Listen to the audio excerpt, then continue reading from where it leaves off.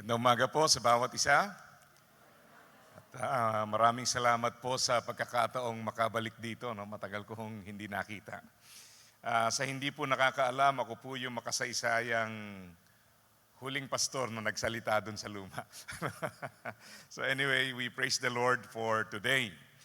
Sa atin hong title, ang pinagkaloob pong title bilang parte ng inyong series is Form Us Lord. Ano po? At nais ko pong simulan sa kaisipan na maraming mga tao ay hindi pinapahalagahan ang buhay espiritual sa simpleng kadahilanan po na hindi nakikita kung bakit ito importante. Ano po? Anumang bagay na importante, talagang nandoon ang pagpapahalaga natin. Kaya halimbawa po, pag ang tubig mauubos na, di ba? Ano pong mga teknik ninyo? Yung mga pinagliguan, sinasahod, tama ba? Tapos isasaing. Ay, hindi pala, no? Gagamitin sa kung saan pa.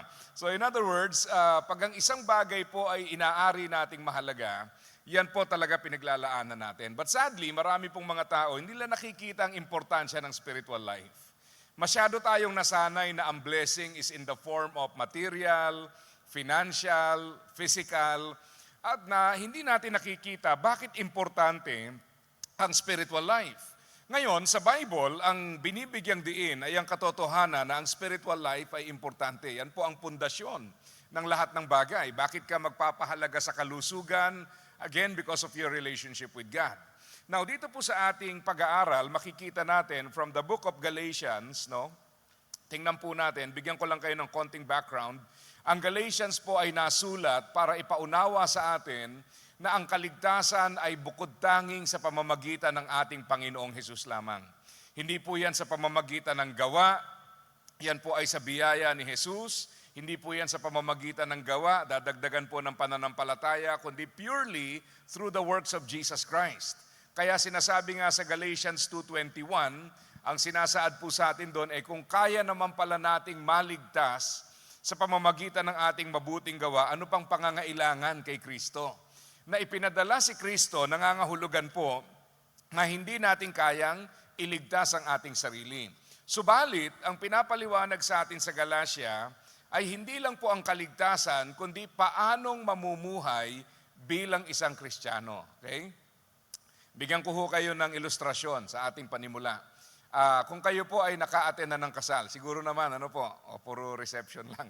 Ay, hindi ho ba merong tinatawag na wedding, which is the ceremony, and then yung pong marriage, yung actual na pagsasama.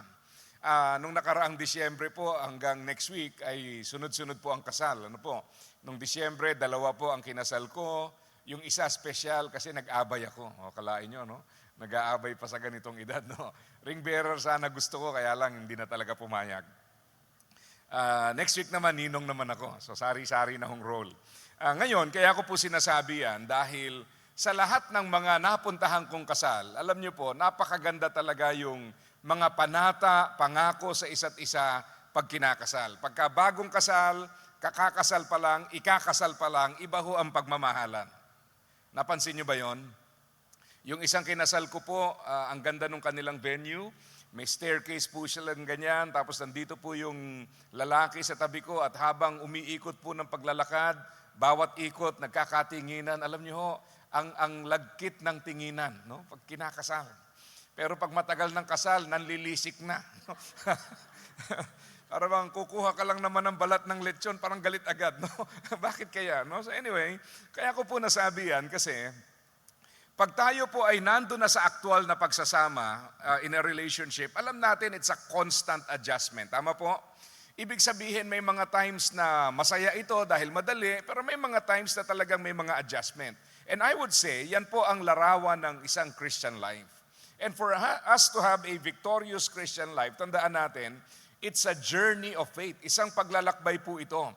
So ibig sabihin, nagsisimula nung kinilala nyo si Jesus bilang Panginoon at tagapagligtas, pero hindi doon nagtatapos. Tandaan nyo ito, we are called by God not just to believe in Him, but to live for Him. To believe in God is easy. No? Madaling manampalataya. Bakit? Kasi imagine mo, binibigay sa iyo ang kaligtasan. Pero to live for God is another level of struggle. At yun po ang gusto nating maintindihan ngayon bakit kailangang mamuhay para sa Panginoon at paano natin gagawin ito? So para lalo nating maintindihan, tingnan po natin ang ilang mahalagang katotohanan. Una po, tandaan nyo, there are two external forces at work in your life. Dalawang puwersang naglalaban. Ano po? Ang sabi ng passage sa John chapter 10 verse 10, the thief's purpose is to steal, kill, and destroy. My purpose is to give them a rich and satisfying life. Kung mapapansin niyo po, pinapaliwanag sa atin, ang Diablo, si Satanas, ay merong layunin, siya po yung magnanakaw na tinutukoy dyan, at ang layunin po niya ay magnakaw, sumira, mangwasak. Yan po ang kanyang goal. Sirain ang buhay, guluhin ang buhay, sirain ang magandang ginagawa ng Panginoon. Pero sa kabilang banda ay nandyan din po ang magandang layunin ng Diyos. Ang sabi ho ng pangalawang bahagi, basahin natin, my purpose is to give them a rich and satisfying life. Ang sabi po sa Tagalog, isang buhay na ganap at isang buhay na kasiyasiya. Ngayon, kung kayo po ang tatanungin, dalawa lang ang pagpipilian. Yung steal, kill, and destroy, yung nauna, o yung pangalawa ho ba, to have a rich and satisfying life? Ano ang pipiliin nyo? Una, pangalawa?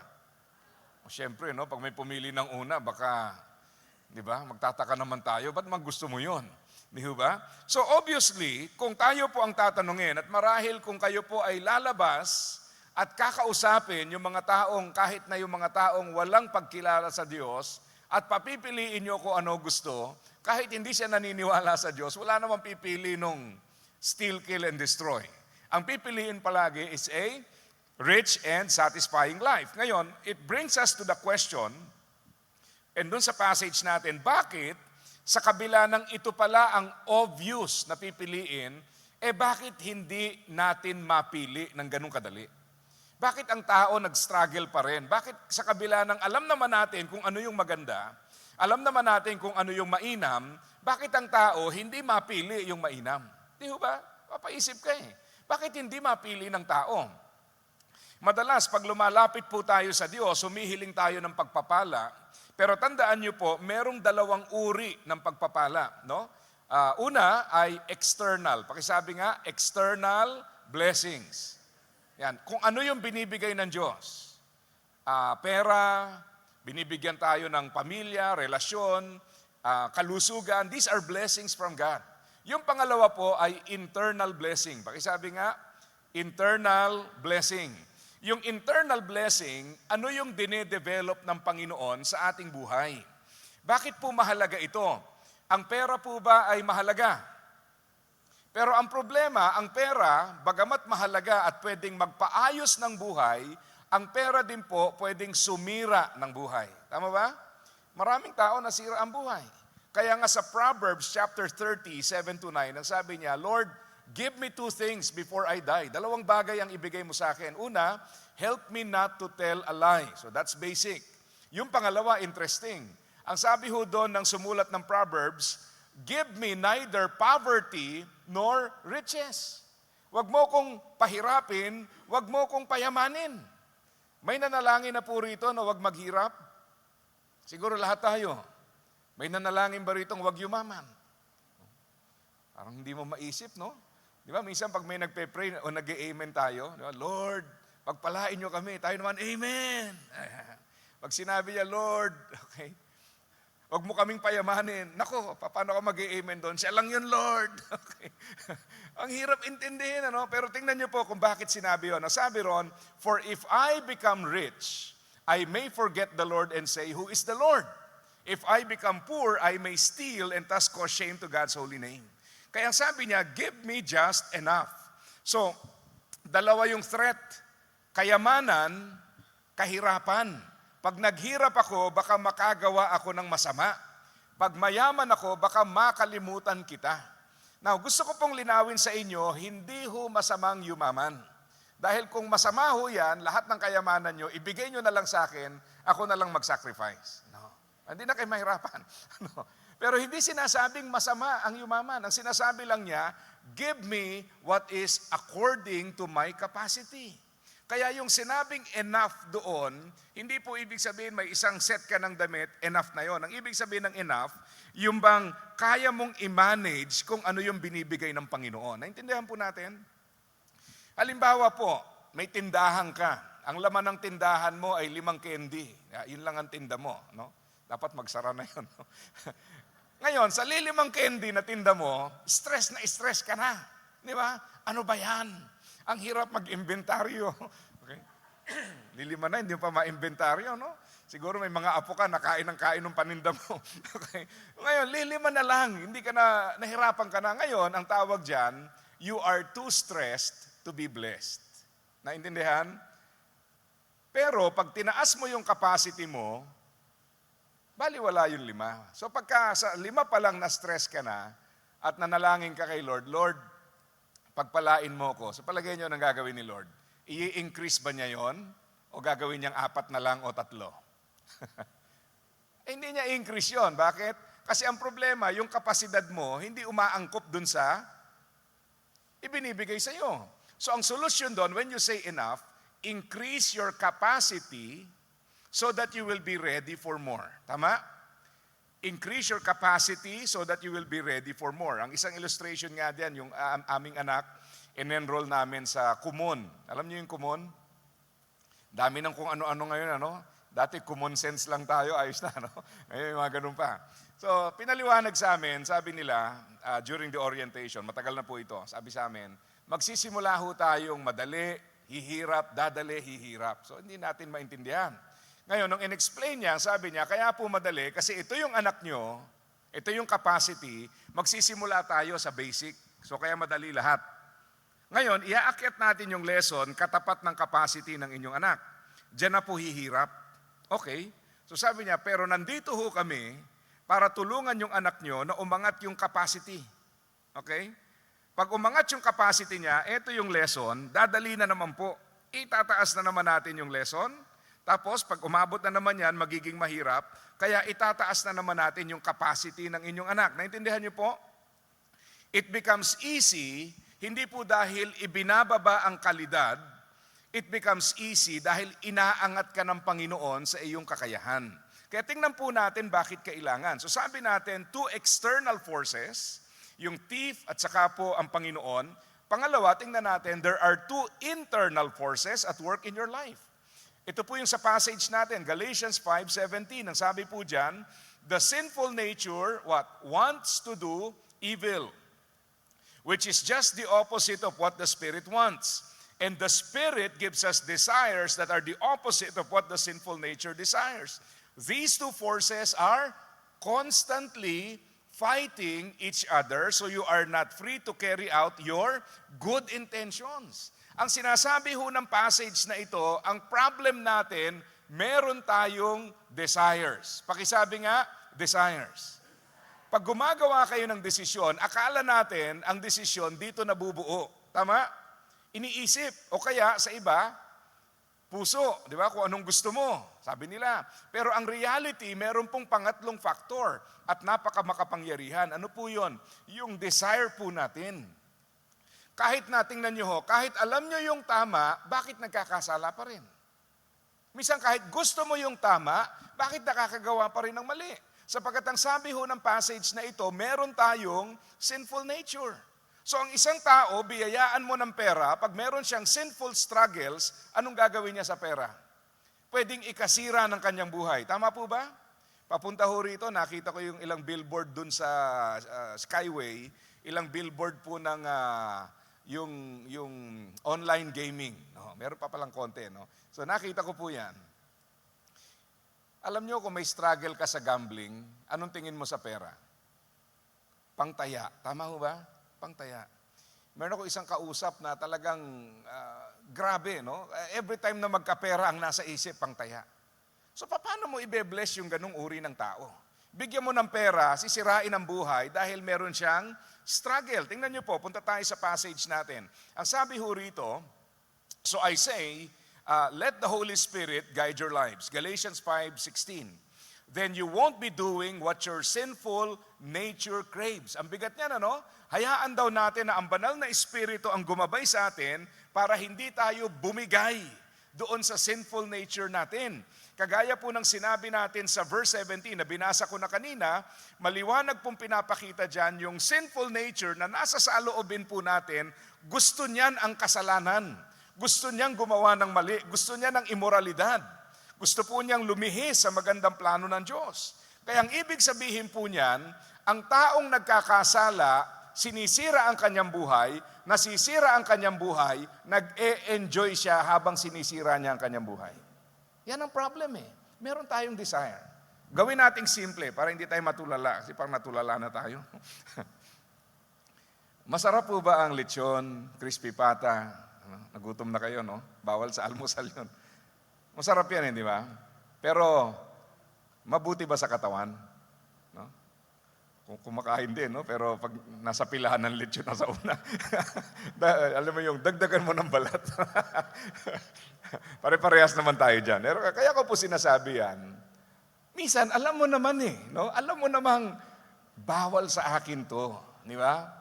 Kaya nga ako, alam nyo, pag kami handaan, sinasabi ko, ako'y talbos-talbos lang. Abutan mo ko ng talbos ng lechon.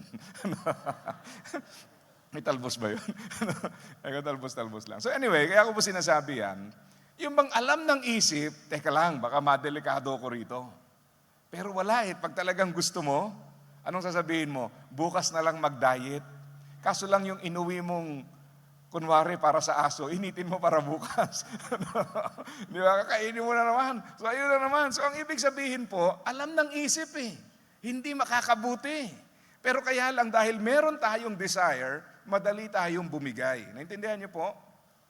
Kaya maraming klase po yan Pamisan po, mamaya papakita ko sa inyo, maraming mga bagay na ibinibigay ng Diyos na ang layunin pagpalain tayo, pero dahil may kahinaan, may sinful desires tayo, sa halip na magamit sa ikabubuti, nasisira natin ang buhay natin because we have a sinful desire. Now, tuloy po tayo sa kasunod, verse 19. No? Ilaktawan natin to, nabasa ko naman kanina. Sabi niya, tingnan niyo po ito. Kung merong fruit of the Spirit, which is more familiar to us, meron pong fruit of the flesh. Tingnan niyo yung sabi ng talata, when you follow the desires of your sinful nature, the results are very clear. Okay? Sexual immorality, impurity, lustful pleasures, idolatry, sorcery, hostility, quarreling, jealousy, outburst of anger, selfish ambition, dissension, division, envy, drunkenness, wild parties, and any other sins like these. Let me tell you again as I have before, that anyone living that sort of life will not inherit the kingdom of God. So ang bottom line mga kapatid, pinapaliwanag niya sa atin, verse 19, meron tayong sinful desires, pag yan ang sinunod mo, eto magiging resulta. Tingnan niyo bigyan ka ng maayos na pamilya.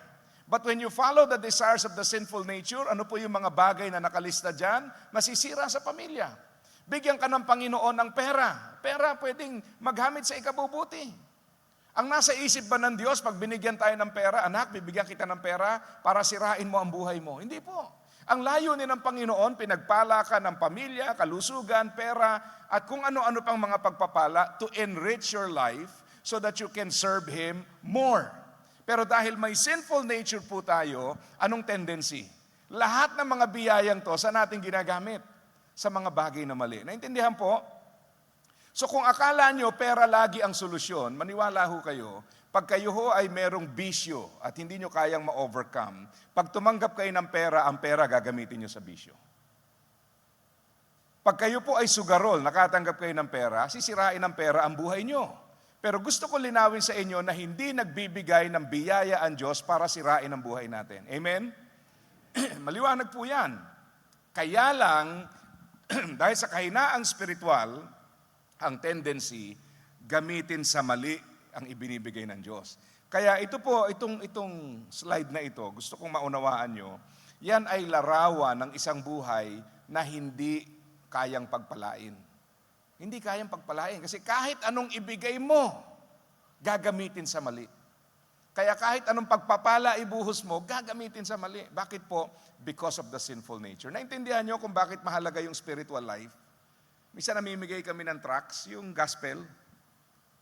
Sabi ba naman sa amin, ano hong mahihita namin dito?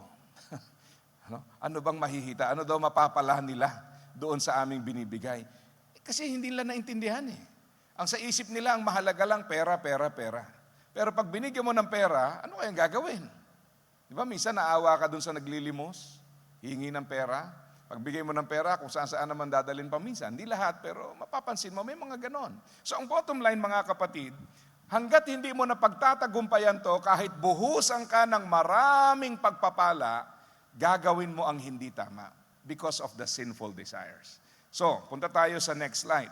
Sabi po sa Galatians 5:22-25, but the Holy Spirit produces this kind of fruit in our lives. Love, joy, peace, patience, kindness, goodness, faithfulness, gentleness, and self-control. There is no law against these things.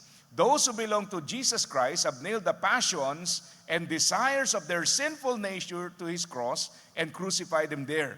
Since we are living by the Spirit, let us follow the Spirit's leading in every part of our lives. Ang ganda ho nito. Sabi niya, kung nasa iyo ang banal na Espiritu, ayan ang bunga. Itong ganitong klase, kahit nagsimula kang magulo buhay mo, masalimuot ang buhay mo, pero pag tinaglay mo ang mga katangiang yan, love, joy, peace, patience, etc., pag tinaglay mo sa buhay mo to, titino ang buhay mo. Yung kanina, bigyan mo ng pagpapala, sisirain ang buhay because of the sinful desires. Pero dito naman, magulo ang buhay, pero tinaglay mo mga katangiang ito, ano mangyayari? Aayos ang buhay. Naintindihan? Kaya kung akala natin, puro external blessing lang ang mahalaga, nagkakamali ho tayo. Dahil kahit anong pagpapala, ilagay mo sa isang taong may struggle sa kasalanan, it will be wasted. Pero kahit anong wasted na buhay, bigyan mo ng bunga ng banal na Espiritu, it will be restored. Kaya ang sabi niya sa atin, since, verse 25, we are living by the Spirit, let us follow the Spirit's leading in every part of our life. So, ngayon, tingnan po natin ang ilang bagay na pwede nating makuha. Ano po? Yung buhay po natin ay puno ng mga excuses that define us. Bakit ba ang tao hindi lumalago sa buhay espiritual? Ang daming dahilan. Tama yung kasabihan, kapag ka gusto, may paraan, pag ayaw, ang daming dahilan. Ito na naman tayo, January na naman. At marami po ay nangako na naman na magbabasa na ng Bible sa loob ng isang taon. Na hindi na naman lalampas sa Exodus. Taon-taon na lang, hanggang Exodus na lang inabot. Bakit? Kasi yung inyong pangako ay January lang nagtatagal. No? Umaabot ng konting February. Tapos the following year, babasahin ko na naman. Kaya pag tinanong mo sa Genesis, Exodus, ang dami-daming alam. Buksan natin sa Malakias. Ano, meron bang ganun? Saan daw yun? Hindi na inabot. No? Wala naman ho dito nun. Wala nga amin. Pero hindi ba? Ano ba yung mga excuses natin for not growing spiritually? For not spending time with God? Kailangan tanggalin natin yon kasi pag nandyan yung mga excuses na yan, hindi ka lalago sa buhay spiritual. Pag hindi ka lumalago, hindi mo mararanasan yung buhay na nais ng Panginoon para sa iyo. Pangalawa po, the explanations that refine us. Ito ho yung mga bunga ng pag-aaral, natututo, lumalago, di ho ba? Naintindihan natin ang takbo ng buhay. Kaya ho yung pagbabasa, pag-aaral ng salita ng Diyos, prayer meeting, Bible study, fellowship, discipleship, these are very important. Kasi yan po ang humuhubog sa ating buhay spiritual, sa ating isipan na maintindihan ang mas mainam na paraan ng ating Panginoon. Pangatlo po, the experiences that mature us. And hopefully this is taken seriously. Bakit? May mga ibang mananampalataya, they learn the easy way, mag-aaral, matututo, iiwas. Pero meron din yung they learn the hard way. Kailangan muna may consequence, nauntog, bumagsak, bago matuto. Alam niyo ho, kung inaaral natin ang salita ng Diyos, marami sa mga problema natin, maiiwasan natin. Alam mo, pinaka-nakakatakot kong narinig sa isang tinuturuan sa Biblia. Alam niyo kung ano? Yung sinabi sa akin na, sana noon ko pa nalaman. Ang bigat ho noon. Ang Bible po is accessible to everyone. Kung may cellphone kayo, may Bible dapat kayo. Kasi pwede kayo mag-download for free. Kung hindi, dati ho, naalala ko, mga Bible, yung Gideon, di ba? Yung anliit. Ngayon, meron pa rin naman eh. Ang dahilan ng mga tao, ang hirap basahin, King James. O kaya ang hirap basahin, ang liit ng font. Ngayon ho, pag nasa cellphone nyo na, wala na ho kayo may dadahilan eh. Bakit? Ang daming translation, lahat libre. Kung maliit, pwedeng palakihin. Kung hindi kayo makabasa, pwedeng pindutin nyo yung audio, babasahin na para sa inyo. Di ho ba? Wala na tayong excuse. Kaya lang ang problem ng tao po, gusto natin paminsan, nauuntog pa tayo bago tayo maghanap ng salita ng Diyos. So kailangan po maintindihan, pag merong negative experiences, they should lead to maturity.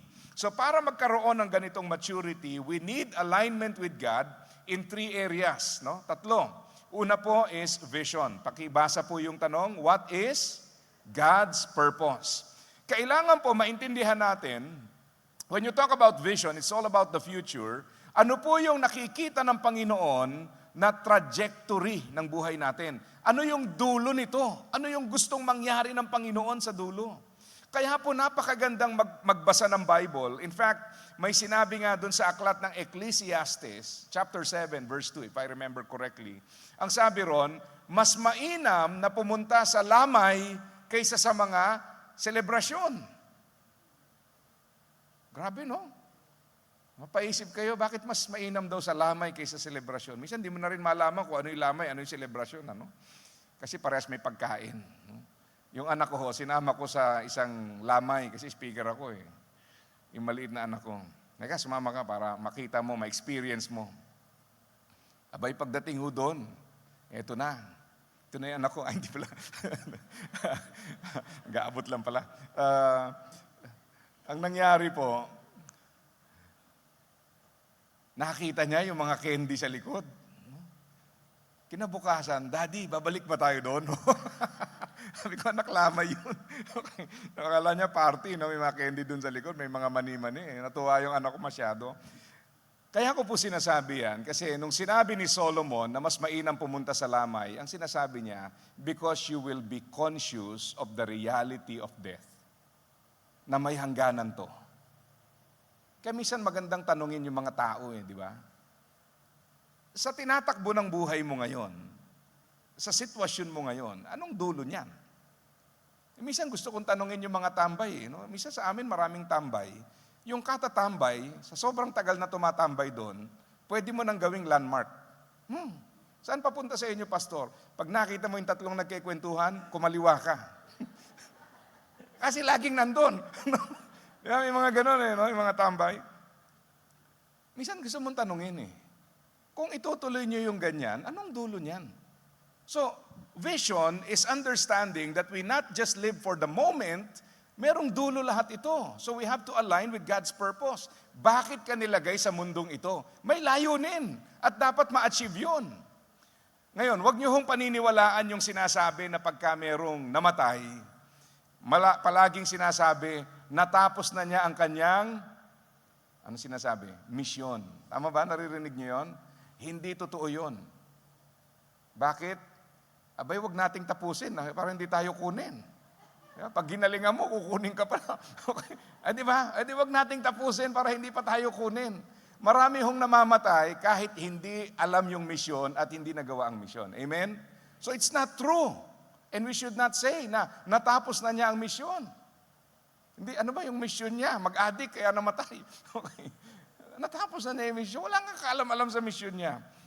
Number 2, alignment in areas ng values. What is important to God?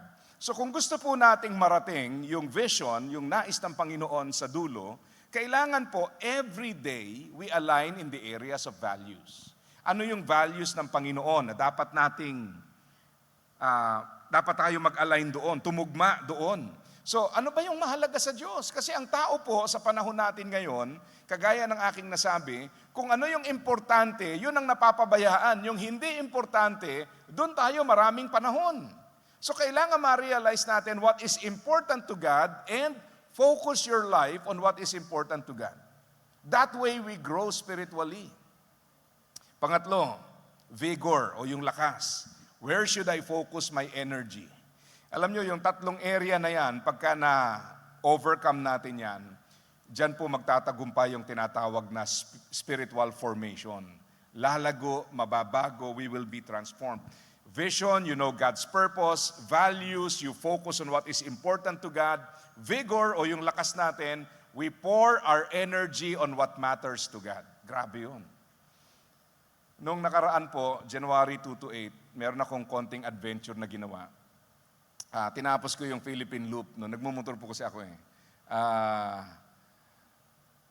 Binyahe ko po ang Visayas, Mindanao.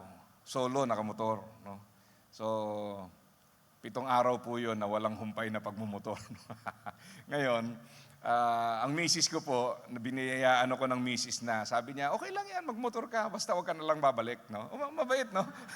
Naintindihan naman niya. Hindi, naintindihan naman niya yung mga ganyang travel ko. So anyway, ang rule niya lang sa akin, 3 bagay. No? Makita niyo yung relevance sa pinag-uusapan. 3 bagay po ng kanyang batas. Una, pag uwi mo, huwag ka magre-reklamo na hirapan ka kasi ginusto mo yan. May point naman eh, no? Yung 7 araw ka nagmotor, yung 3 parte ng pagmumotor ko, more than 500 kilometers a day. Yung last stretch from Matnog hanggang Bulacan, 588 kilometers, 14 hours. Minutor po yan. Kaya pag kumakain ako nakatayo, sabi ng mga tao, maupo ho kayo. Kanina pa ako nakaupo. Pagpahingahin nyo naman ako, tayo naman kumakain. No? Hindi na maintindihan eh. No? Anyway, huwag kang magre-reklamo kasi ginusto mo yan. Okay, number 1. Number 2, bawal umuwi ng may sakit. Yan, bawal. Kasi umalis ka eh. Baka mamaya mag-uwi ka pa ng sakit dito. Huwag ka mag-uwi ng sakit. Bawal. Pangatlo, bawal umuwi ng pagod. Di ba? 7 araw ka nagmumotor, no? Puyat. May mga oras po, dumating ako sa pupuntahan ko, 11:30 ng gabi. Yung isa, 2:30 ng madaling araw ako natulog dahil sa kung ano-anong delay sa Roro. Tapos, bawal mapagod. Pero dahil sinabi ng misis ko, doon ko na-realize na yung pagod, pwede mong i-schedule sa ibang araw. No? Pag hindi siya nakatingin, doon ka mapagod. Okay. Alam niyo kung bakit? Kasi po, pagdating sa bahay, may mga responsibility ako. Ang mga anak ko, excited akong makita, yung misis ko syempre. Hindi pwede na sasabihin mo, anak, pagod ako, tumabi muna kayo. Paminsan, na nagiging problem natin, we have energy for other things, we no longer have the energy for what matters to God. Ang sinasabi ho rito, ilaan natin yung lakas natin sa importante sa Panginoon. Amen? Kaya ho, kahit nasa isip ko, pagod na pagod ho ako, mga anak. Pero deep inside, aray ko, hirap. Okay? Ang hirap. Pero nandun, spend time. Sabi ng anak ko, Daddy, na-miss kita. Maglaro tayo. Yung hirap na hirap ka na. Sige, maglaro tayo. Ang saya-saya natin, anak. Okay? Sa ibang araw ka na mapagod. Bakit? Because they are important. Amen? So, ganun din. Minsan, pagod tayo sa mga bagay na espiritual. Naku, maniwala ho kayo. May mga miyembro ho, makakita lang ng pastor, inaantok na. Huwag naman sana ngayon. Sa ibang pastor na lang. Pero di ba, pagpasok na simbahan, sarap lamig, tulog tayo. O kaya yung mga anak, nag-aral kayo the whole week, Sunday, tanghali kayo magigising, gising na, tuloy nyo na lang sa church yung tulog nyo. Kung po, patay tayo dyan. May lakas tayo sa ibang bagay, sa Panginoon wala. Naalala ko tuloy, minsan nag-outing yung mga kalalakihan. Abay, para hindi malate, alam niyo nangyari? Sa church natulog ng gabi. Ha? Para maaga bukas, walang malilate. Naku, grabe, no? Pero pag may activity, late na ako, konti pa. Pero pag may outing, nag-overnight sa church. Siyempre, wala dito noon, no? Sa ibang church lang yon. Dito walang umaamin. Hindi ko alam, bahala na kayo. Pero yun po yun di ba? Wala tayong energy for what is important. Tama? Because we don't see what is important to God. So ano pong kailangan natin gawin para mag-grow? Hindi naman po, kung na-realize nyo, parang ako yung pastor, loko ka. Okay? Kung na-realize nyo na parang ganun tayo, anong pagbabago ngayon? Kasi kailangan may progress Okay? So let me suggest 3 things. Number 1, kailangan nating maintindihan is the Christian life is a simplified life. Pakisabi nga, simplified. Okay, the Christian life is all about one thing. It's all about glorifying the Lord. Nung sinabi ng Panginoon, if you want to be my disciple, you must love me more than your father, mother, wife, children, even your own life. Ang sinasabi ng Panginoon, your life should only be about one thing. Kasi ang problem po natin, ang kabaliktaran ng simplified is complicated. Anong complicated? Commit dito, sali dito, gawa rito. Anong mangyayari ngayon? To the point na sa dami niyong mga pinagsasalihan, sa dami niyong pinaglalaanan, you no longer have the time, the energy for what is important to God. Ang pinakamahirap yung alam mo yung tama, gusto mo yung tama, pero wala kang panahon sa tama. Naintindihan? Because we have made life complicated. Kaya yan po ang foundation ng buhay natin. Okay? Foundation. Ang ibig sabihin ng foundation, kailangan bago ka magtuloy-tuloy, ayusin mo muna to. Kasi pag divided ang puso mo, you cannot move forward. Wala eh. Mahilig ako magmotor, nabanggit ko, ang dami ho nagre-recruit sa akin, sali ka sa amin, sali ka sa amin, sali ka sa amin. Sabi ko, ayoko. Wala ho akong grupo sa pagmumotor. Nung nagmumotor ako mag-isa, napansin ko may grupo pala ako. No? Sa layo ng biyahe, nag-away na kami ng sarili ko. No? Ba't mo ba naisip to? Nako, malala na ho yung away. Buti na lang namagitan ako. No? Naging 3 na. No? Grabe yun, no? So, sobrang layo. Hindi ako sumasali sa mga grupo, hindi dahil ayaw ko sa kanila, kundi sabi ko, I don't need another commitment. Because I already have a lot of things to do. Di ho ba? Kasi kung itatali ko yung sarili ko dyan, ang oras di naman dumadami yan eh. Ako, parang minsan, parang dumadami na rin. No? Pero hindi ka naman dadami. So ang bottom line, the more complications, the more difficult to grow. Amen? So simplify. Number 2, pangalawang bagay po, the Christian life is a submitted life. Now, we will talk about, number 2, very important, motivation. So kanina, foundation. Ibig sabihin, pag nagsimula ka, kailangan maliwanag sa'yo. It's all about pleasing God. Ngayon, habang nasa journey, kailangan mo yung motivation. Maniwala ho kayo, 7 days na pagmumotor. Pag wala kang tamang motivation, hindi ka na uuwi sa hirap. No? Itutuloy ko pa ba? Nung nandun po ako sa Dumaguete, Bacolod to Dumaguete, ginabi ho ako, lakas ho ng ulan. Dilim. May mga banking doon, no? Yung mga sigsag. Sabi nung kaibigan kong taga Iloilo, na-enjoy mo yung banking? Sabi ko, sa hirap, sa ulan, sa dilim, hindi ko napansin. Meron palang sigsag. No, tuloy-tuloy lang. Ngayon, dumating din ako sa point na para bang nakakapagod. No? Alam niyo sa Christian life, pag nag-uumpisa pa lang kayo, exciting. Pero ang target ng kaaway is not to stop you from going to church. Hindi po. Huwag niyo isipin na ang goal niya, pigilan kayo magsimba. Hindi. Ang goal niya, alisin yung motivation niyo. Kasi pag hindi kayo motivated, you will create problems in the church.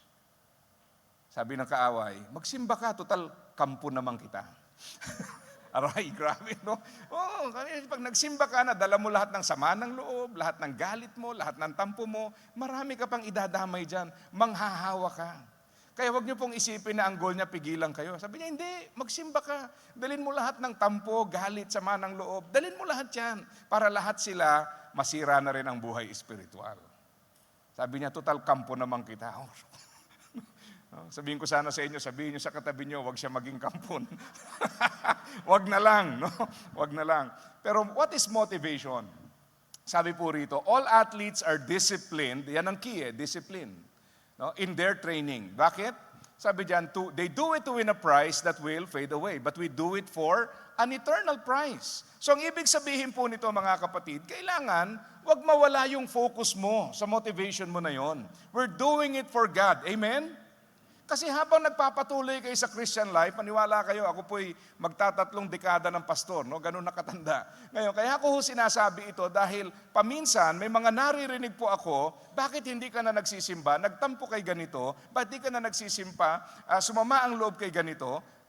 In other words, bakit diyan ka nakatingin? Bakit doon ka nagpo-focus?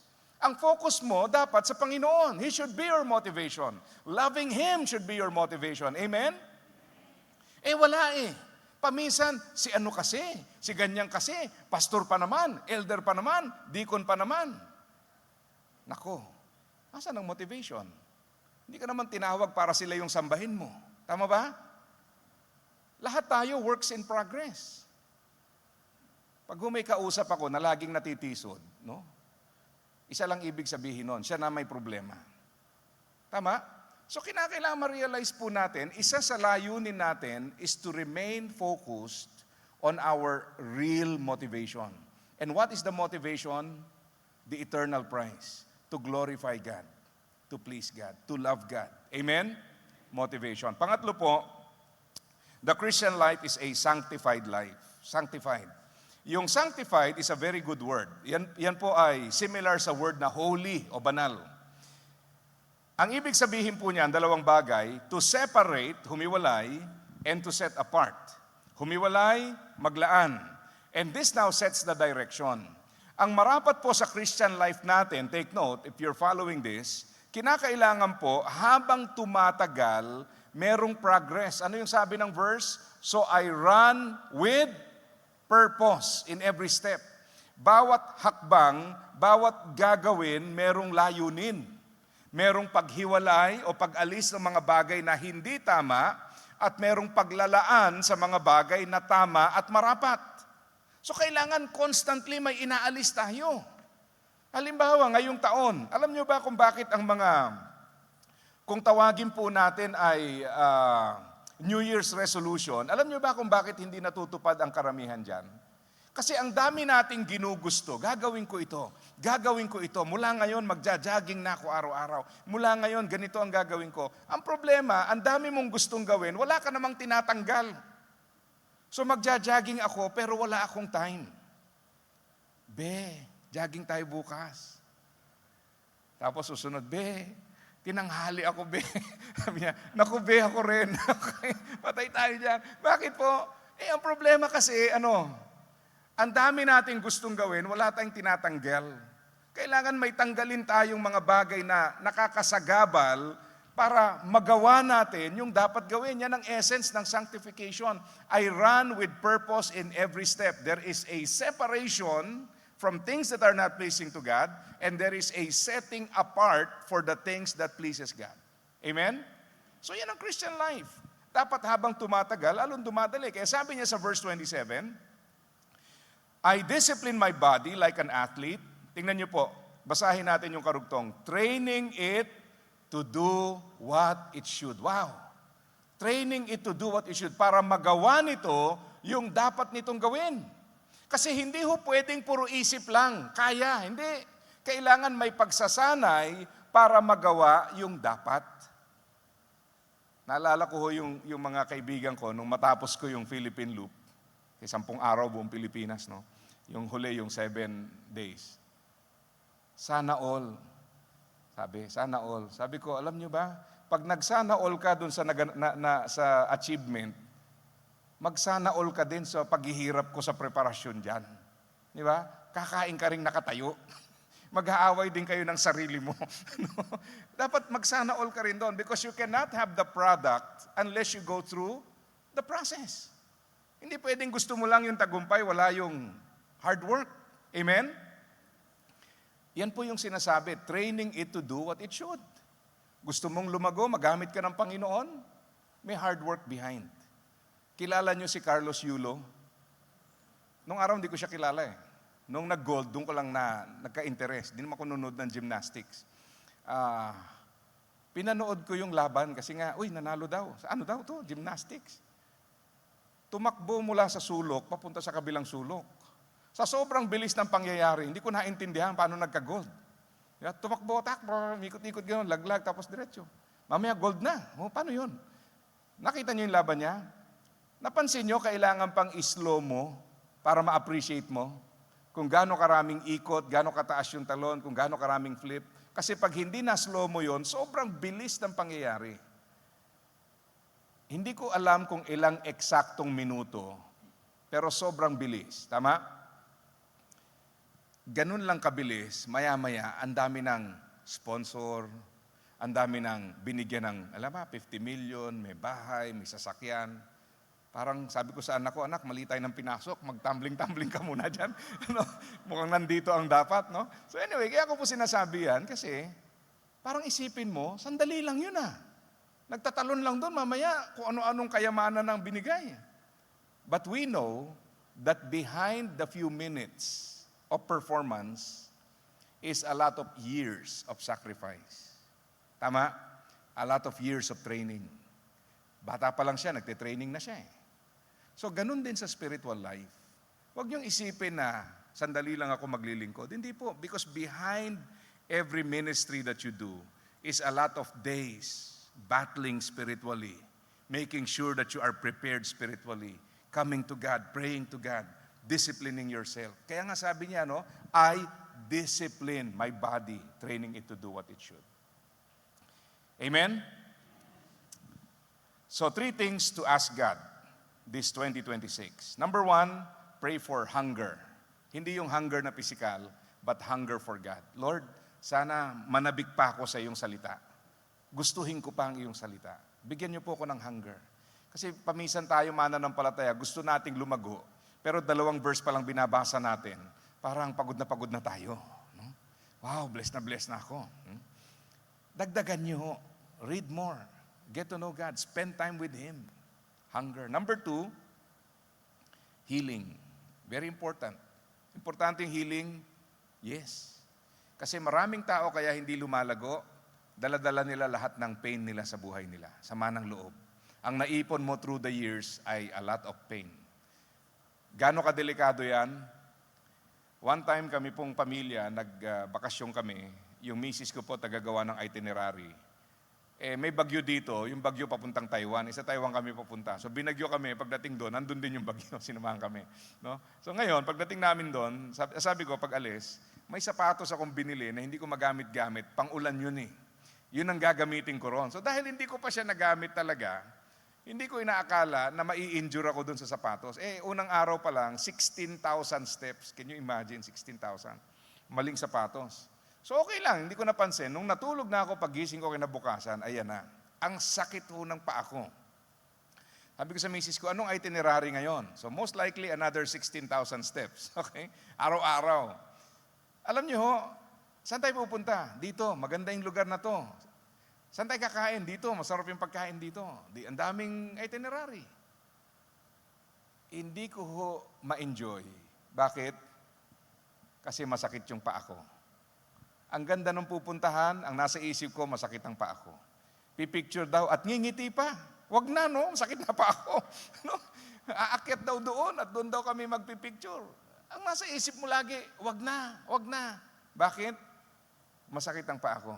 Parang gusto kong sabihin, kayo na lang lumabas, iwanan mo ako ng cup noodles, okay na ako rito. Kayo na lang. Can you imagine, binuksan ng Panginoon ang napakaraming magagandang bagay in the future, and you bring all your pain with you. Instead of enjoying the ministry, ang sakit. Instead of enjoying the fellowship, ay nako, dumating si ganito. Ang sakit. Naintindihan nyo? Pray for healing. Because without healing, you will not enjoy the future that God has prepared for you. You are not ready for more. Hilingin natin, naggamutin tayo ng Panginoon sa mga pasakit sa manang loob. Tama ho ba? Kasi pag dala-dala nyo yan, alam nyo, tandaan nyo, yung pain, yung anger, yung hatred, it has no place for the future that God has in store for you. Wala ho yung puwang doon. So ask God for healing. And lastly, let us pray that God will give us the heart for what is important to Him. I-approach natin ang 2026, Lord, gusto kong gawin ang iyong kalooban. Tulungan mo kong naisin pa ito at italaga ang aking buhay para gawin ang mga bagay na sa iyo ay mahalaga. Amen? So 3 things, no? Hunger, healing, and heart. So nawa po, as we journey sa spiritual formation, sabi nga ng ating title, Form Us, Lord. Nandun yung willingness natin to be changed by God, molded by God, so that we can become God's instrument for glorifying Him. Pagpalain po tayo ng Panginoon.